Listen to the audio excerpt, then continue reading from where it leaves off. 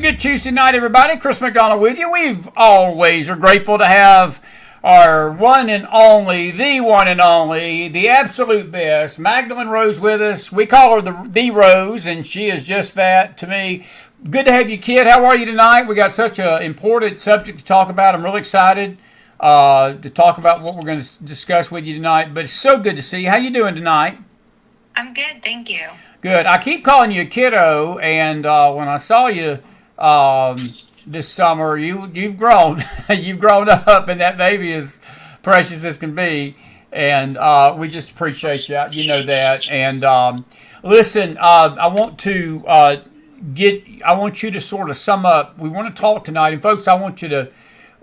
This is going to be a very encouraging show tonight. It's something that's happening. It's also going to be a very disturbing show because of some of the things that we're going to say about abortion tonight, and Generation Z, and Mac falls in this category, and it's going to help you understand what's going on. And we had a report today. We reported it on the radio show that faith in Great Britain right now is rising the greatest among 18 to 25-year-olds, and we'll talk a little bit about that after the break tonight. But Mag, this report that you sent me was very chilling. I mean, it was chilling. It was encouraging, in a sense that Generation Z seems to be rejecting abortion, but a lot of it is 28% of all 18 to 25-year-olds that would have been born at this time of history have been aborted. And I think Generation Z is coming around to the fact that if we keep killing babies, we're going to kill ourselves off. I'm going to let you take it from there because I want it to be framed right. But that's a powerful narrative about life, is it not? Well, it is. And Gen Z was raised by millennials, who are the generation before them, who are in their 40s now. And Gen Z can still be people in high school. So it's a wide range. So to understand really what's happened here is that millennials aborted pretty much a third of my generation. And I think that the issue is, aside from the horror of it, millennials are kind of being forgotten as having done so much damage, and boomers kind of take the bad rap, and I understand why that is.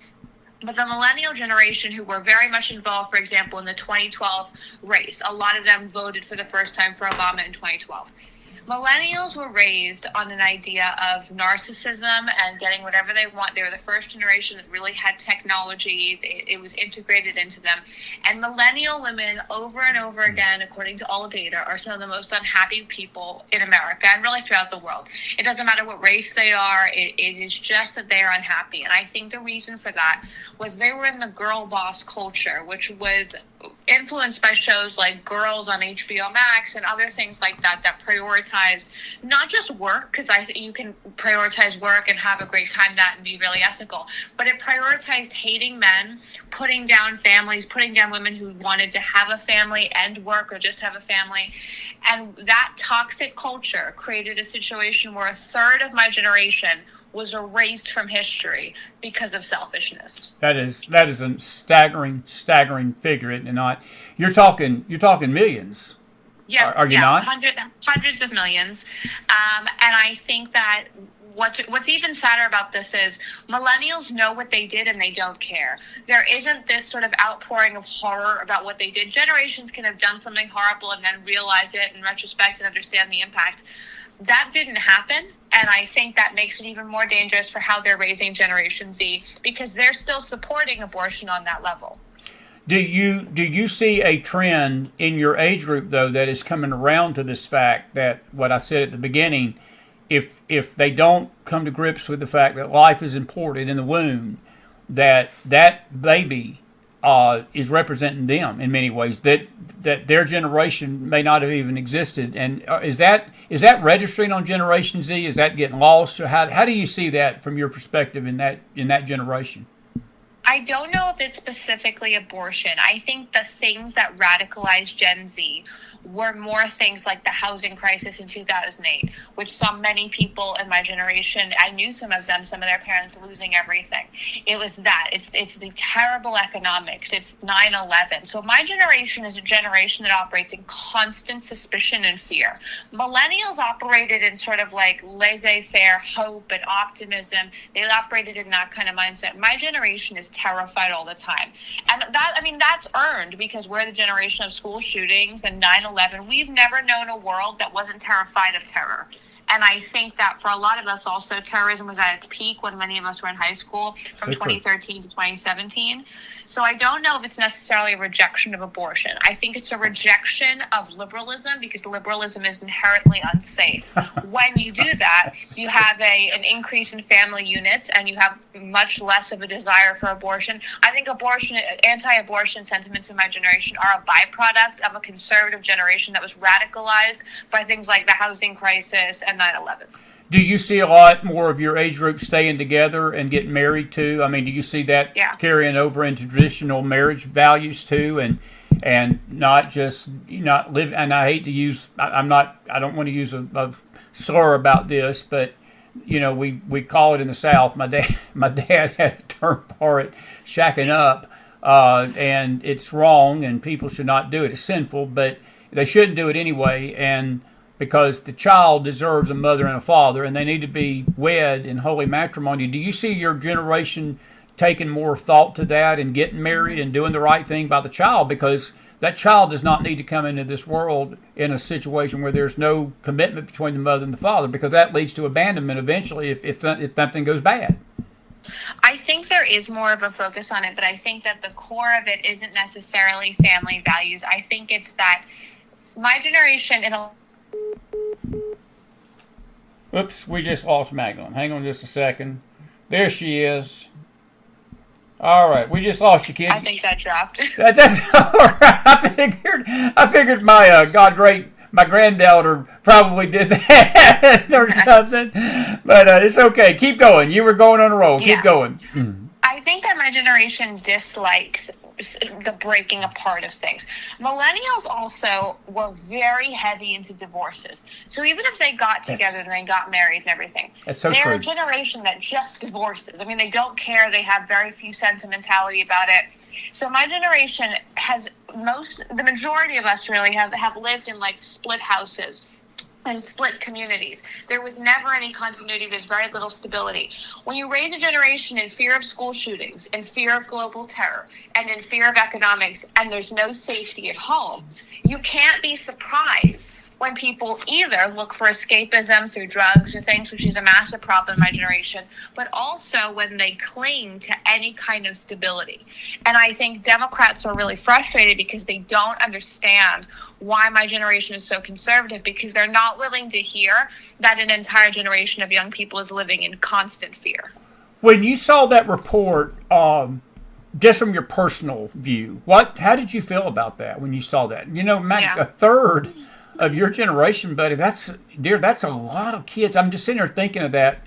I mean, and you know, I was reading sort of some of the comments underneath the post that you sent me, and I think it was Lila Rose and Life News said that in 2024, abortion was the absolute highest killer of anything. Like, of all the things that kill people in 2024, abortion ranked at the top, and that is staggering. Because you're talking, again, multiple millions of people. I think it was 70. I don't know what the number was. Maybe you've got it there. I had it right here. If you'll give me 1 second. I had it. I screenshotted it. And if I can find it here, I'll read it.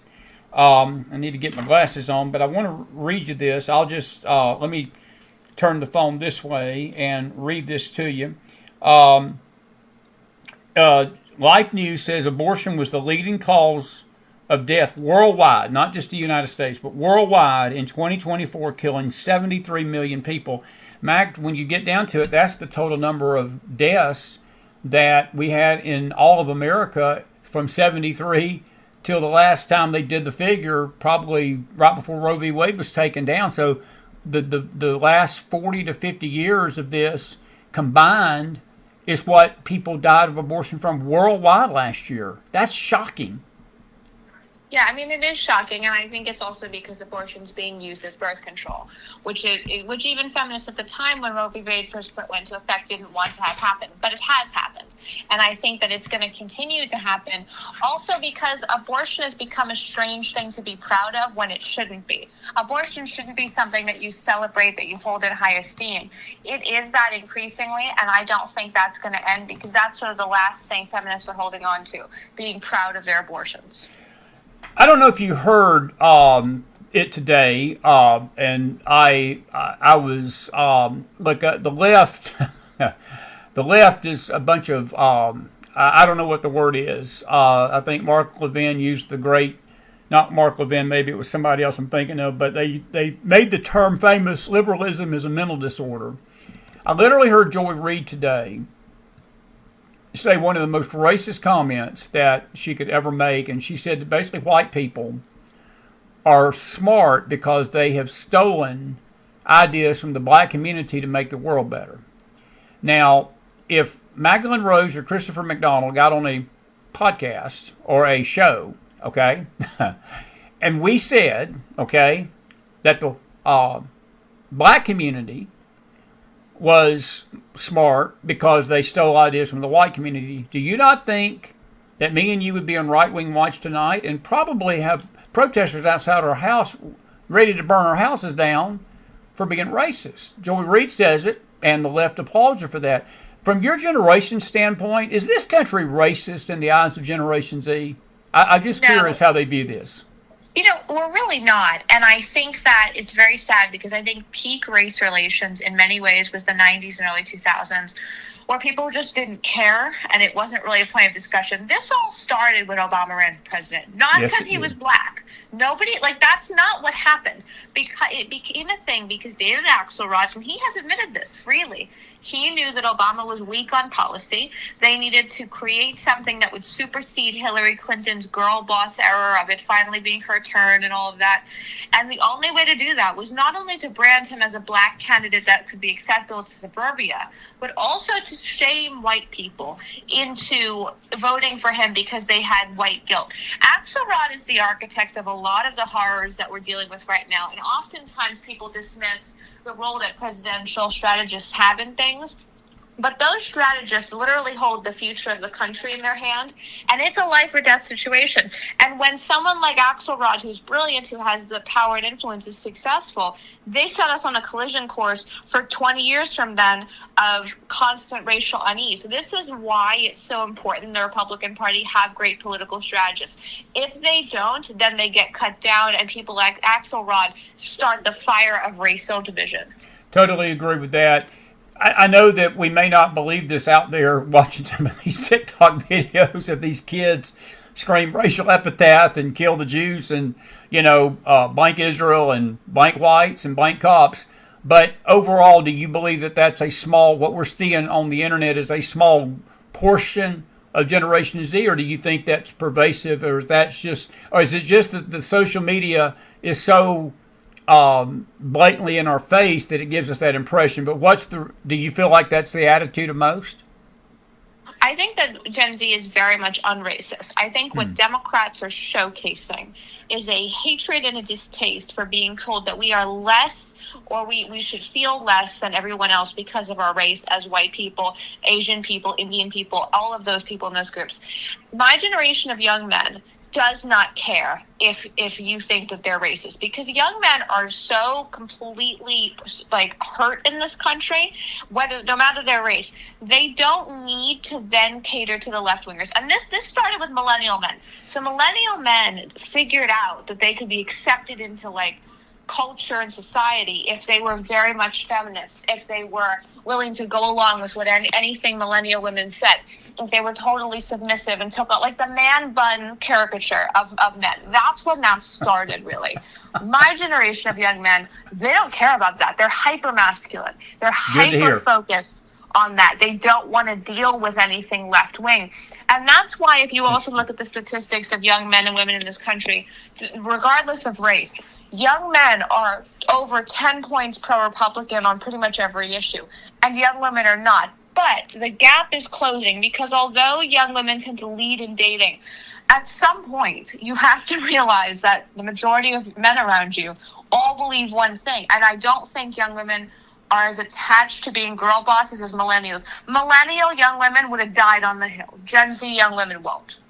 That's beautifully said. No, I think that's absolutely beautifully said. And, I couldn't agree more. Do you, I got to ask you sort of a specific question. Have you seen the male cheerleaders? I know you may not follow football, but have you seen the videos of those male cheerleaders in Minnesota? What in the Yes. has the NFL thinking? Jerry Glanville, who is from my home state of Georgia, and he coached the Atlanta Falcons. And there's a famous video of him out one day when Jerry Glanville. I don't know if you knew this about him, but he always bought 2 tickets, or bought a ticket to every game he coached, and people would ask him, he would leave it at the front gate, and he said, "This is for Elvis if he shows up." So that's the kind of guy Jerry Glanville was. But one day, a referee made a bad call, and he walked up to him and he said, "This is the NFL, young man. It stands for not for long if you keep doing this stuff. Mag, if they keep doing this stuff, the NFL is not going to be around because people are going to reject this because they're tired of it." I'm telling you, I'm sick of it. I love football, but I do not want to engage in any kind of league that does that. Now, I'm an older guy, but I'm just curious, does that play the same way with younger Generation Z too? I think so, and I think the Dylan Mulvaney Bud Light disaster changed the game on that.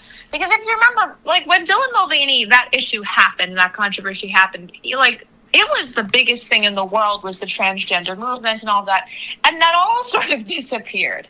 And I think the reason for that is because corporate America is led by two things: pure profit and staying viable enough in the media and social media narrative for the public to care about their new clothing drops, their new initiatives, whatever it is. They have to stay relevant enough in a positive way. For corporate America, when Dylan Mulvaney and that situation at Bud Light happened, they looked around and went, this isn't profitable. Nobody cares about this in a positive way. And we don't get relevancy in a positive way. Similar thing happened at Jaguar. They rebranded with this ultra, creepy, weird, woke sci-fi thing. And, I think if it was sci-fi, it would have been fine. Nobody minds sci-fi stuff. They minded the weirdness of it. So companies realized that this was not a good thing. I think the NFL is out of touch. I think the NFL operates 2 years behind when it comes to branding, which is why they were still tolerating the Black Lives Matter stuff when nobody else was, and still elevating people like Beyonce. The NFL needs to understand that the biggest stars they have are hyper-masculine men who are not backing down on anything. Until they get that, they're going to be out of touch. Well, I think the Minnesota Vikings should be ashamed of themselves, and I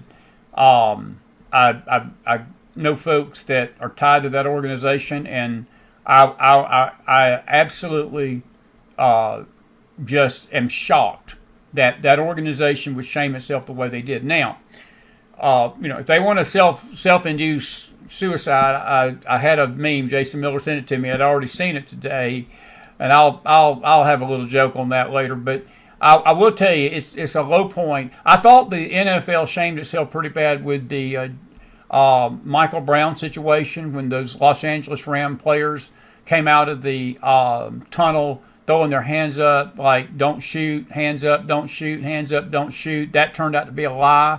And the NFL was having every slogan in the end zone about stop police violence, stop racism. They still go this woke messaging. I think this hits a new low, and I think you're right. It has to do with Bud Light and this Dylan Mulvaney thing. And, Mac, I don't know what these companies, if they want to stay in business, I'm telling you, they better abort this. But that's just my 2 cents. Listen, I've got you 10 more minutes. I know you only have a short time with us tonight, and I want to get as many stuff in as I can. What's your thoughts? How does Gen Z view this socialist Marxist up in New York City? He's appealing to the young people up there because I was watching some polls out that he's drawing support, yes, from the liberal left, but he's getting a connection. It's like AOC.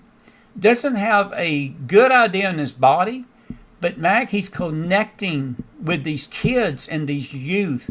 Am I misreading the tea leaves on this? Is there something more to this guy, or is it the youth that's driving this? Basically, it's been a faux pas that they're basically believing this guy's going to walk away with it in November and become the next mayor of New York City at 33. Yeah, I think Mamamdi is a very dangerous figure. First of all, he has exponential wealth. He is very connected. He's a very powerful person. He's in no way like a scrap or upstart. He makes AOC look like a real scavenger and someone who worked really hard in life and came from nothing. I think Mamamdi, this is my frustration with the GOP right now. I knew Mamamdi was running. I had pointed this out to many people. Nobody cared. I pointed out that there is somebody in Arizona running in a very similar way. She's running for Congress, and she's using the same marketing, and she may unseat a moderate Democrat who at least holds the line on voting against communism. Democrats know that the power for their party lies in ethnic communism. And what I mean by that is it's not just communism. Communism is supposed to be racially blind. That's like the point of it. And people forget that, but that's the point of it. It was at a time where disparities between different people, different groups within Europe were high. So there was an effort to sort of even things out. It was misguided and horrible, but that's why working people bought into it. In America now, communism is linked to race. So we have this ethnic communism where in order to be taken seriously, you must also be an oppressed person. It can be Hispanic, Indian, Black, whatever it is. But you have to have a component of racial oppression in it. And then to go along with that, you also have to be willing to right the wrongs of history, meaning you then oppress everyone who's racially ahead of you in their minds. So if someone who's Asian, white, anything along those lines. This is a dangerous philosophy. It's also not a philosophy that's going to be particularly widespread. So for Republicans to not be able to stop it in these small pockets, I find very frustrating. Why was Curtis Sewa allowed to run? Why didn't Republicans give him a position in the Trump administration? He's an ethical guy. There's no problem with that, and keep him out of that mayoral race. Why did Democrats keep Andrew Cuomo in that race and not coalition with Eric Adams? $1 million question, kid. We talked about this last night. We talked about this last night with your friend Leslie Milwee, and you cannot tell me that the Republicans cannot put a stronger candidate than Curtis Sewa against a Marxist communist. This 30, and it's not just that, he's young. Maggie's 33 years old. I got a son that's older than him. My middle son's his age. I got kids older than this punk. And that's what he is. He's just a Marxist punk. And he's going to bankrupt New York City. He's going to bankrupt it. I mean, I'm even less worried about what he's going to do on an economic level than on a culture level. I'll agree with that. So New York City is already so far down in the amount of emergency service people they need, for example, with police specifically. So when that is happening, if you add in a culture where you are supposed to be filled with hatred towards authority, what do you think is going to occur? Eric Adams has done a good amount to try to fix the anti-police rhetoric. He's been a moderate. He was a cop. I think that's been really helpful in his time as mayor. But Monty's also going to have no idea how to do this job. And I think people underestimate the administrative qualities needed to be a politician in America for one of the biggest cities in the country. And this was a criticism leveled at Trump by people like Paul Ryan back in 2016, was that Trump wouldn't know at an administrative level how to run the country. Trump did struggle with that. So if Trump struggled with it, I can't believe Mamamdi won't. Do you think Trump has enough gusto and power behind him to at least stop some of this communist wave that's going to hit the city, or do you think New York City's gone? I don't see how he helps, because my frustration here is that Curtis Sewa should have been kept out of this race. We should have then kept Andrew Cuomo out. Trump knows the Cuomo. This is the thing that I don't understand. Andrew Cuomo is old politics money. He understands the system. He gets how it works. Donald Trump could have summoned him to the White House, said, "You're not running for mayor. No, we're not doing this. We'll give you something else." He could have said the same thing to Curtis Sewa. Nothing happened to stop this. I think they want him elected. I think that they think that if he's elected, it will help them in midterms because they'll have someone to point to, just like they used AOC back in the 2022 midterms. It's the same playbook. The problem with that is that this isn't 2022 and people are angrier. But I think that's what's happening. And I don't know if it's Stephen Miller or if it's people who are like the junior strategists, whatever it is. This seems to me like it's a little bit on purpose.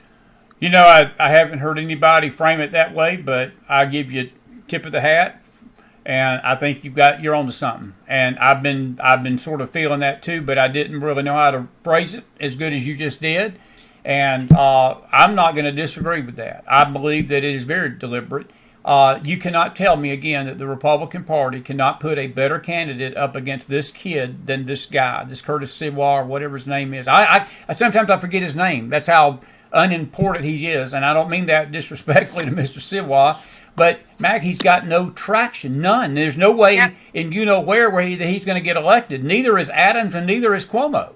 But anyway, let me ask you this: a couple more things, real quick. The Russian-Ukraine situation. How do you grade President Trump on his handling of the Russia-Ukraine situation over the weekend and yesterday and today? Mm-hmm.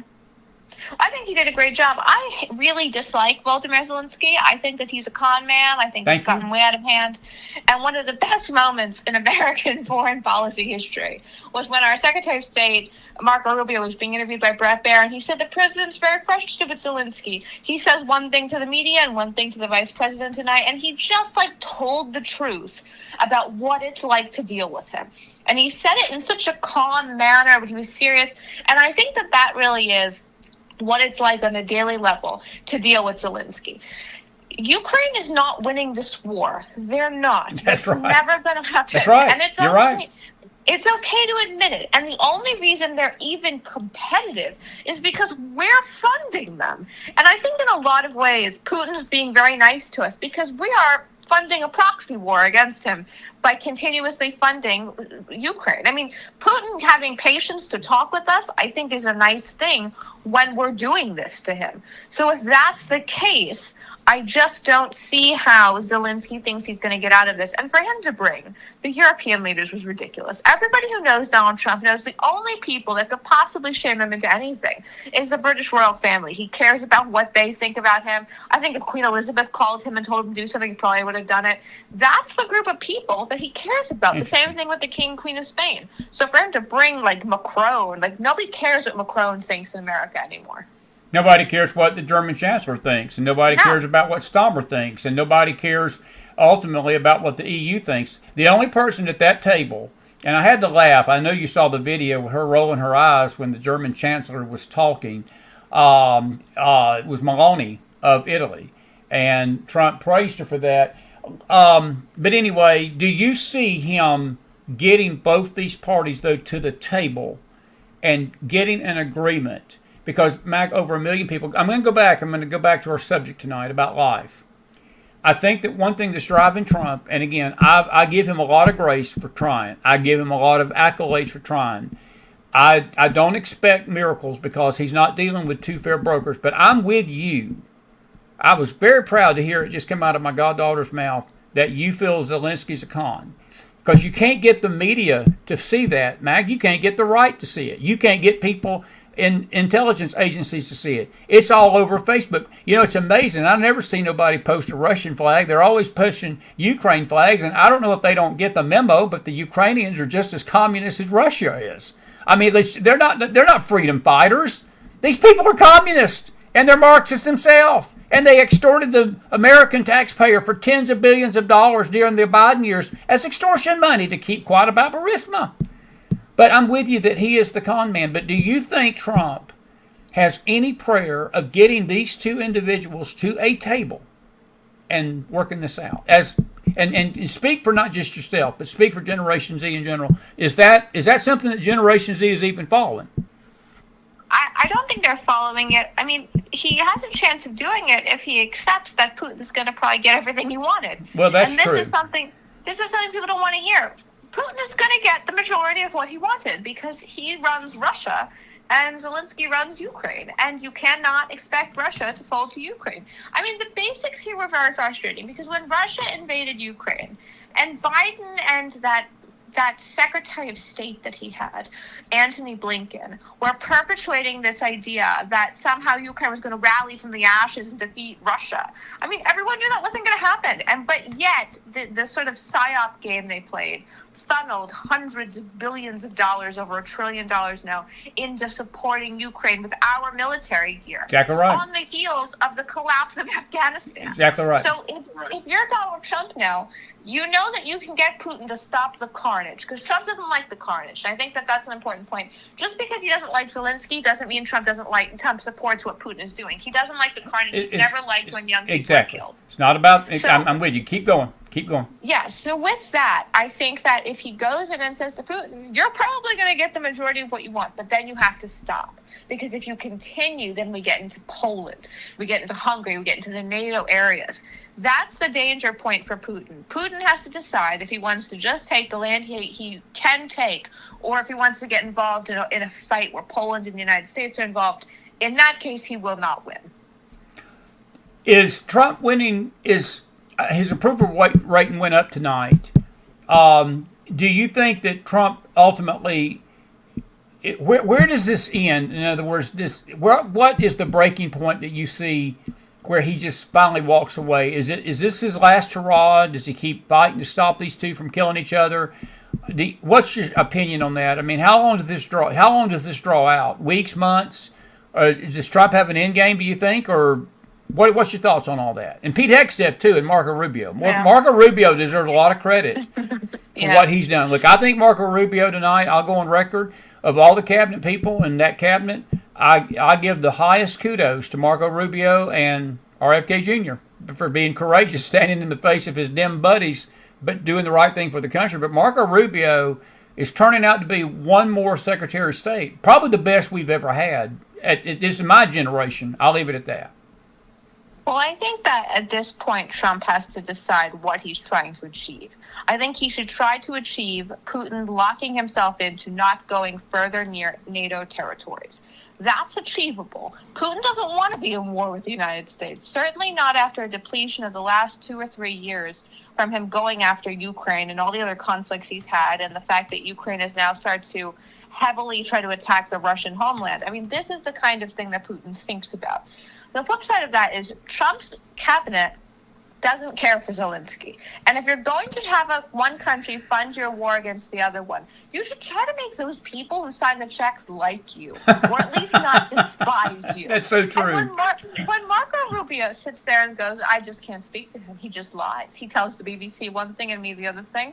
The vice president can't stand him. When these are the kinds of things that they're saying about you and you rely on them for survival, I cannot understand why he's so nasty to them. And it shouldn't be that cool that he put on a suit. He should be wearing a suit. We're the reason he's alive. He should be wearing a suit. I saw that today. It's just ridiculous. Not to interrupt you, but I saw that today, and I'm like you. I'm like, are we supposed to give him a lollipop for showing respect to the president of the United States? No, we're not. Am I going to sit and clap that he wore a suit? Who cares? I mean, he should have been wearing one. At the money that we've been giving him, he should be willing. You know what he should have been doing? He should have been calling Donald Trump and saying, I'll come clean the White House for you for free. You won't even have to hire cleaners for the White House. I'll come do it for you. Because the money we gave him, Mag, you're totally right, it was close to $1 trillion.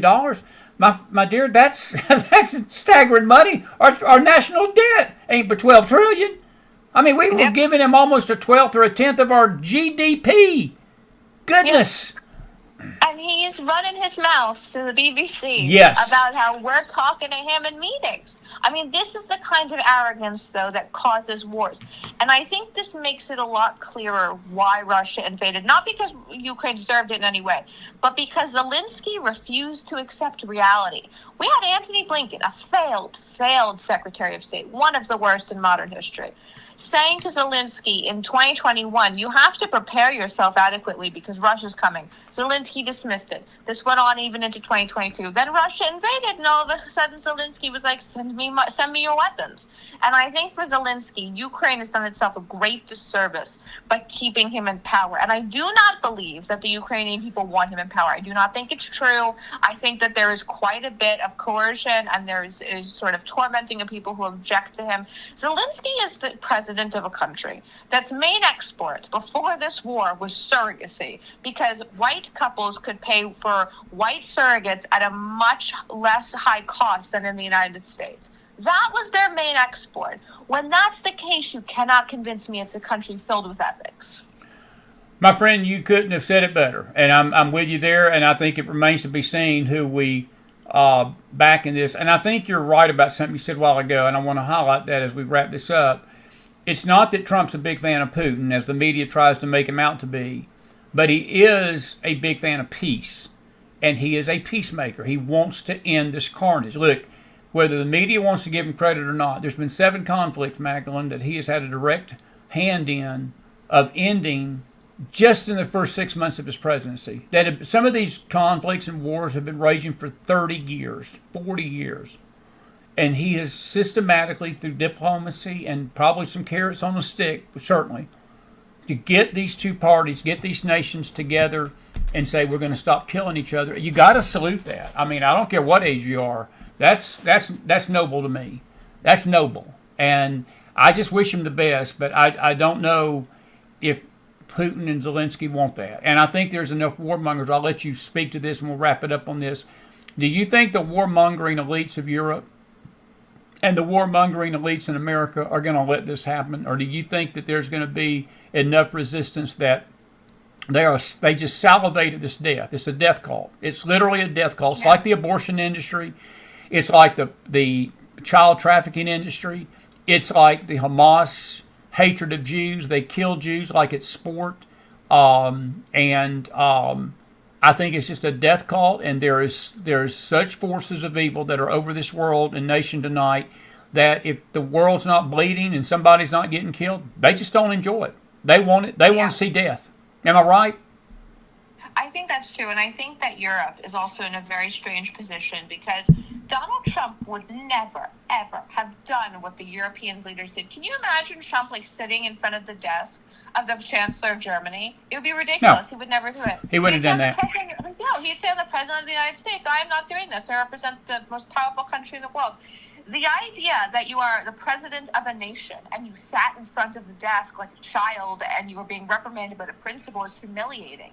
And I think it really speaks to the weakness of Europe. Europe, with the exception of Poland, is a tiger with no teeth. It is a weak entity, and I think the UK has been one of the weakest parts of it. They've not accepted that their country is being overrun with Muslims. They've not accepted that their GDP is going down. They have no money coming in, and their trade is weak. And until they accept that, much like other European countries, it will continue to be a very weak system. Am I hearing you say something, and I think you're saying this without saying it, but I'll ask you this question. Should there be let's just say that Putin gets power hungry, okay? Do you think whether it was Putin, and I'll just use North Korea tonight. Look, there was a report out today that Kim Jong-un is on the market for getting more nuclear weapons. And he's wanting weapons that can reach Europe and these European cities and China. But what if China became aggressive? And I'm just giving you a scenario. And they became like a Nazi Germany of the past, and they wanted conquest, and they wanted Europe. Is there enough at all? Is there anything in Europe that would withstand an Islamic takeover, a communist takeover? Say a Hitler would arise, Magdalene. Just say somebody like a Hitler that had a military might. Do you see Europe just rolling over? Because that's a scary thought, because yeah. I mean, we're the last. Look, America can't come to their aid all the time. We just can't. I mean, we got to defend our own nation. But you said something a while ago, and I don't know if you even realized how important it was. What you see taking place between Vladimir Zelensky and Vladimir Putin is what creates wars. When people manipulate and they do the things that Zelensky's doing, they do the things these European leaders are doing. Weakness breeds evil. Weakness is a magnet and a vacuum that tyrants and dictators arise out of. And I've got a deep sense that Europe tonight would roll over like a dog. If they had to stand up to some kind of dictator like that, they wouldn't do it. They would let that dictator take their continent over. They wouldn't be able to fix it. I mean, and this is the problem. That's why I have no patience for European leaders and media criticizing the United States unfairly, because we are literally standing between Europe and complete invasion from a multitude of countries and endless attacks. And I feel very bad for Poland, because Poland is sort of like the exception of this, and they're just surrounded by really losers in this region. And I think Poland and Austria, Hungary, they are realists in understanding that the world has not changed. We're not in a post-war society. And I think for European leaders, they have to accept that if they're going to take the United States as protection, they're going to take the United States as lead. Nobody told them they had to dissolve their armies post-World War II and absorb into one ridiculous conglomerate and stop pushing for young men to join the military. Nobody told them they had to do this. They did it because they were cheap and lazy, and they didn't want to continue funding for their own defense and protection, and they wanted the United States to do it. Did the United States overdo it and overspend? Yes. But European leaders made that choice. And I think the continuing breakdown of Europe's strength, particularly with the UK, it's going to cause a conflict. But this is the first generation of Republicans where I don't necessarily believe that if, for example, J.D. Vance was president for 5 minutes or for the end of 8 years, I don't think he would necessarily, even if NATO was attacked, a NATO country, get involved. You know, everyone says Article 5, Article 5. What are they going to do if we don't go in with it? Are they going to attack us while they're being attacked? There's nothing that can force America's hand except America voting for ridiculous politicians. That's so true. One quick question. Dan Bongino got a co-partner today. Do you see any ominous signs that he may be on the way out when Trump named the co-director of the FBI? I don't think so. I think that Dan Bongino needs some guidance. Okay. I don't think he necessarily knows what's going on. Okay. I think that there is a sort of a learning curve. I don't think he should be doing a lot of media interviews either, because he's not necessarily on the like the fast track to getting people to understand what he's saying. Oh, fair enough. That's fair enough. Who's your favorite for 28 right now? Like, if I know it's 3.5 years away, but it'll be here before we know it. And election season's going to start in a year after the midterms. I mean, the presidential race begins in 27. And who is your who do you think? Is it going to be Rubio, Vance, or DeSantis, or is there a dark horse? Maybe Huckabee Sanders. What would be if Magdalene Rose had the ear of the Republicans, which it wouldn't matter because they wouldn't listen to her anyway if you did, but she's the smartest kid on the universe. What would you tell the Republicans? What ticket would be a winner for you in 28? And Generation Z. Yeah, I mean, I don't think Sarah Huckabee Sanders. I don't think she has enough charisma. I think she needs to stay in the governorship. I know a lot of young conservatives, some of which have worked in her administration in Arkansas, and I have for years who worked in the administration prior to hers. She's a very competent governor, but she does not have star power. Okay. And this has been something they've been very honest with about, and they say she is really, really great, but she can't continue out to have success. And I think one of the other categories for that would be for people who can do a great job. I think DeSantis could do a great job, but I don't know if he has enough star power anymore. Thinking back to the 2022 midterms, he came out fantastic and strong and all of that. But he sort of petered out. Running for president was a mistake. It was a bad Totally agree. Totally agree. I don't know if he'll ever recover from that. Vance is a natural successor, but I don't know if he has enough of it. I don't think Rubio's going to run on top of the ticket. I think Rubio will sit there quietly, wait for the nominee to be picked, and then be chosen as vice president. And if that's the case, then that is a brilliant move, because Rubio is a terrible young politician. He's an amazing elder statesman. Is there anybody that you think carries the torch after Trump? Not in the same way. I mean, to be honest, Trump doesn't have a specific set of policies. The Ron Paul revolution was because Ron Paul could cohesively say over and over again in different variations exactly what he believed.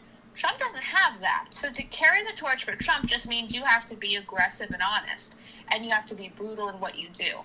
In terms of that, your way forward is Pete Hegseth. That's not a bad choice. I'd vote for that. Hey, I got to ask you one quick question. I promise. I keep holding you over, but one more quick question. You can answer quickly.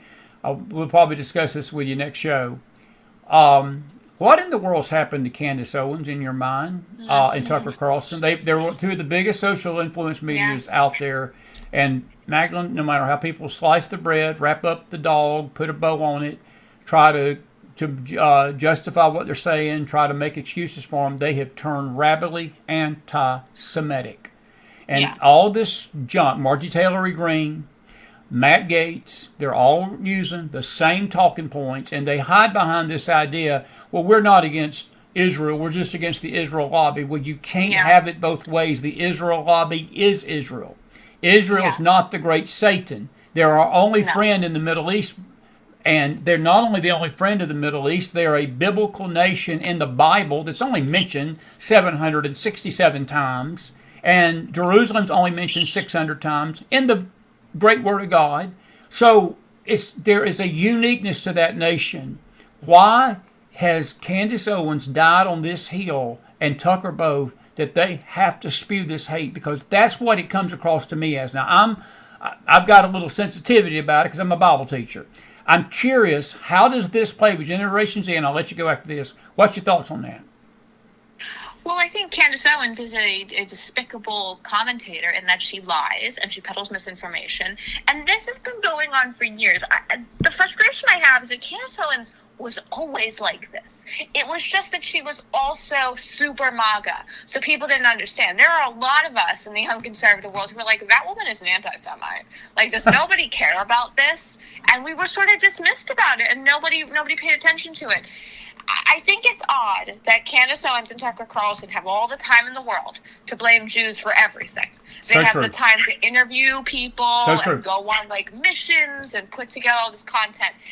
And yet they never discuss anything else. Like Candace Owens will sit there and tell you about how the Holocaust numbers are inflated and none of it happened and all of this, and then she frames it as if she's revealed some deep dark secret that you didn't know. She's just peddling anti-Semitism. This isn't new. It isn't interesting. She's just repackaging it in the pop culture world. And to be honest, I don't know what happened to Tucker Carlson because he didn't need the money. So I think it's even stranger. That's a great point, and that's an excellent view of that. He didn't need to do this because people like Tucker. And when Fox did what they did to him, he had a lot of sympathy. I mean, he had a lot of people that was willing to listen to him just out of sympathy because of how Fox handled his departure.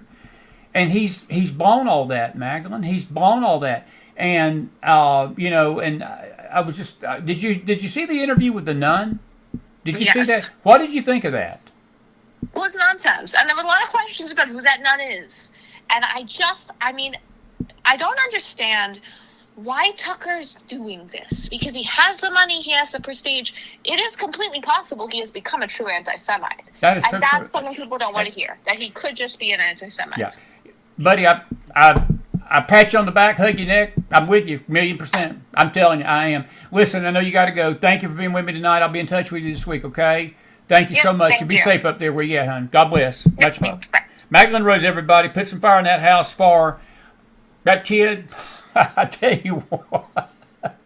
If her mother would just let me adopt her and have half I tell you, I'd adopt her in a second.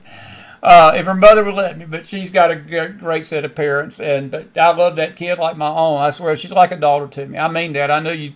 People got offended at me saying that when she first came on the show. That's how nutty people are, but I'm not ashamed of the fact that I am so proud of that youngin. I really am, and I cannot stress just how proud I am of her wisdom.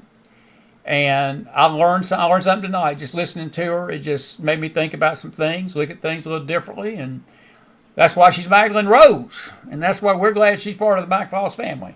And she's going to be on here more, and it's just, I always take a deep sigh of relief and smile knowing we're going to have a good show when Magdalene Rose is on. And we had a good show last night with Leslie Midway. She's another kind of guest like that. James Akers, Brad Johnson, Eric Kieran. And we're just grateful for that young lady, and I hope she knows that. I think she does. Listen, it's right at 10 o'clock tonight. I have not been able to get videos together, and I want to get a few together. So what we're going to do is this. I'm going to take a break because we haven't done a double feature in a while. And what we're going to do, for you late nighters on the West Coast, we're going to be back, and we'll have some videos ready for you then if you want to come back. Now, what I'm going to do right now, I'm not going to keep you long. I want to announce, though, that tomorrow night, we are going to have Mark White as our Faith Chat guest at 6 o'clock. And we hadn't had Mark in a while. He's been sort of recovering from a near-fatal car accident, and looking forward to hearing from my buddy. Thursday night, we're going to have a great guest return. He came on about a year ago. Did an excellent job. Richard Mack. And he is dear friends of Cheryl Todd. We've been begging Cheryl Todd to come back on the show for 3 years, and Cheryl's just busy. And I hate that because Cheryl would make a great interview. And there's a lot of folks like that. They want to come. They tell me, they said, it's not you, it's not the show. We love the show. But our schedules are just crazy, and they travel, and it's just hard to get in front of a computer. That's why we started doing phone interviews, because the phones, people can come on the phone more easily than they can set up a video camera. Richard will be with us by video cam Thursday night. It'll be a Zoom call. He's a former sheriff, and he's going to talk a lot about the country, the lawlessness and things like that. I'm looking forward to hearing his input. You will too. We'll have James Akers this week, and so forth. And then we'll see you for the weekend with the Face Show. So we got a great week still to come. And next Monday night, we've got a return of another guest. I'm sort of keeping it under wraps right now. Ricky Wilson will be with us this month. And so we want you to stick around and be with us this week and next. And we hope that you will join us here each night for the McFiles news side. And then, of course, the face side's going every day. We've got Bible studies in the morning from 10 to 11, 9:30 to 10:30, depending on how early Chris can get up. Sometimes that goes to 10:15 to 11:15. Chris is not the most stellar morning person. I have to, when I get on camera, I forget to button my shirts, and I have to literally get piecemeal. The mic can be 16 feet from me. Got to get set up. But we have a good time in the morning Bible studies, and if you have got time in the morning to come listen, you'll be blessed, because we have a good time with this beautiful little Bible student group, and they mean a lot to me. They mean the world to me. All of you do. It's not just one specific person. We're not highlighting more than others, but we just it's just a special spirit there in the mornings, and you'll enjoy it. Come on, be with us. Be part of this. It'll be encouraging to you. Tomorrow night, 8 o'clock, we got our midweek faith show, and I'm going to give you a chance at the late show. If you want to come back, come back. We'll take some questions from you, probably around 11:30. We hadn't done that in a long time. Have a late night, but I just felt led to do it tonight because I really wanted to give Magdalene the full show and not try to rush and get something done. Now, in the event we don't come back, I'll announce it on Facebook or something, but we're going to be back as of right now about an hour and a half from now for you late night West Coast folks that want to stay up with us, and we'll show some video and do a little commentary with you, take your questions. We had a great radio show today with Leslie. We'll probably play Magdalene's interview tomorrow. If you didn't hear and you're late tonight, join us on the radio tomorrow, 2 to 3, K-Star Talk Radio, and you'll get, that'd be a good way to spend your afternoon with us, okay? Listen, God bless you, God bless your families, and God bless this great nation of America. Did you enjoy Miss Magdalene Rose? I sure did. Put some fire in that house. If you got a question tonight or a comment, put it in the house. It's good to see all our folks over on Facebook tonight. And it's really grateful. Elaine, what big announcement are you talking about? I'm not sure what you talked about. Our big announcement is there's really nothing big other than the fact we're going to be doing a faith before our Wednesday night prayer meetings. We're going to have a prayer event starting in the fall. We're going to try to do it on Wednesday nights, but we're going to do it at least once a week, and we're going to give people a chance to come pray for the show. And we've got other faith news for tomorrow night. We're going to save that till then because we do have some faith announcements we're going to make, and that's the only thing I would think that you're referring to. We are coming to Tulsa, Oklahoma.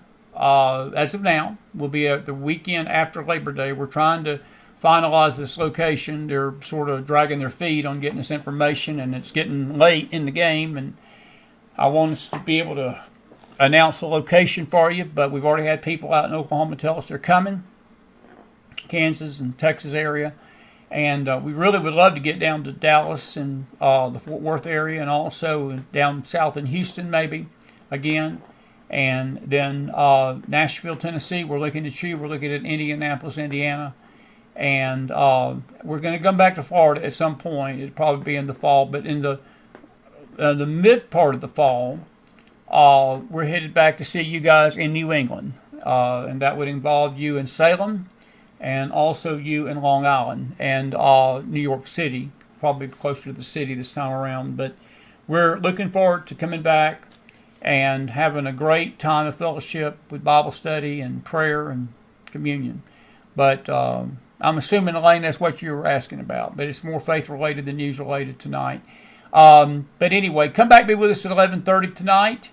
And Mark White is going to bless your heart. He's going to bless your heart tomorrow night. I'm really grateful for my dear friend and so forth. And I've been praying for him. I tell you what, he almost lost his life in this car accident. He's been banged up pretty good, and Satan tried to kill him.